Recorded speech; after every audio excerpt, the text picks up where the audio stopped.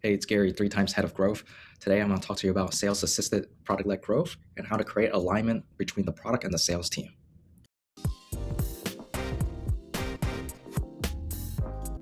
One of the aspects of product led sales and product led growth is really the routing system, making sure that leads are either going to the sales team, sales assists, or a self-serve. And to measure that, it's really about, are we activating our customers, the time to activation, how are the signups becoming active users? And then moving forward into the time to signal, are we capturing the qualification signals that we can send it, enrich this and send it to our sales team? And then once we send it to the sales team, what is the time to close so that, we have all the data about the customer, how they're using the product, how they're activated, and all the qualified signals, are we closing this at a fast rate? It's all about efficiency with product-led sales. The biggest challenge is the mistrust between the product team and the sales team because we're not able to identify the signal to noise between all the signups. Let's say you have 1,000 signups. 95% of those could be students, could be hackers, could be one-time side projects, and they're not likely to buy. But there are those 5% diamond in the rough that are going to upgrade. And how do we identify them? When we don't validate or confirm these qualified lead signals, we're handing over low quality leads over to the sales team. And so when that handoff is unsuccessful and they're not closing those deals, there's a mistrust and misalignment between the product-led sales aspect.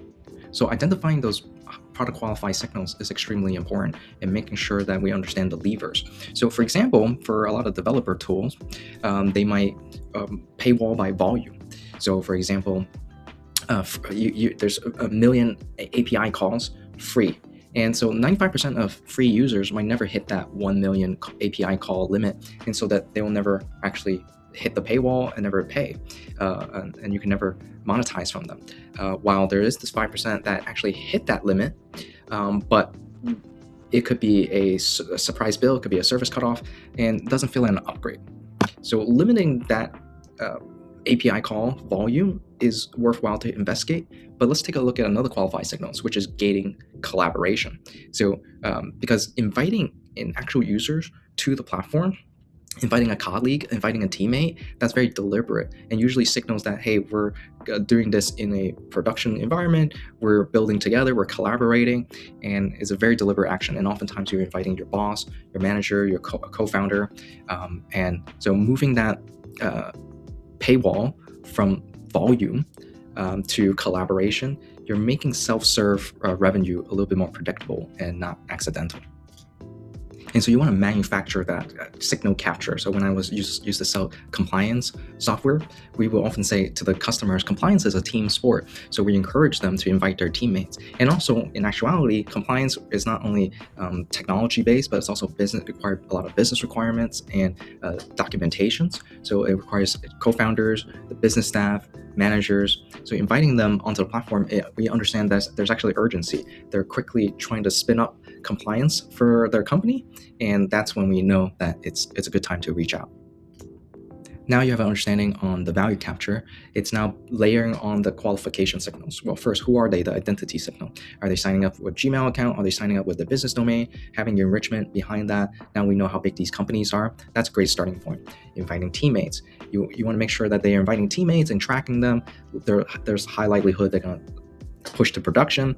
And once you have a lot of teammates, that means you have access controls, you need governance, and teams usually convert. And they are also evaluating your platform together. And then is there an intent signal? Is the buyer in the loop? Is one of the folks that are invited a director, the decision maker? And are they clicking on the pricing page and contacting us to ask for more information?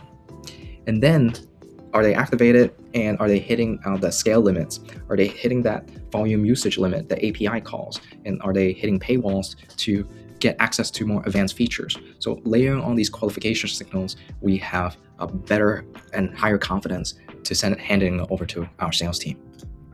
Now it's time to speed up and accelerate that time to signal.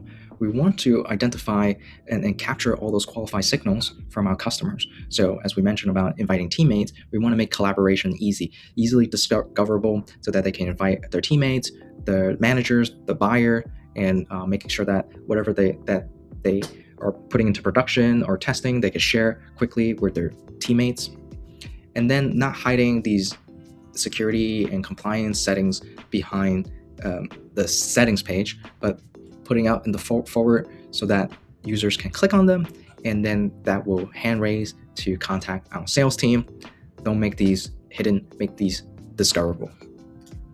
Now that you identified the qualification signals and we understand we have to speed up the capturing those signals, now it's time to speed up how do we close the sales deal and make that efficient. So in this decision tree diagram here, inbound leads come in, and if the lead self-identify themselves as a Fortune 500 company or they need a sales demo, let's go down to the sales-led motion.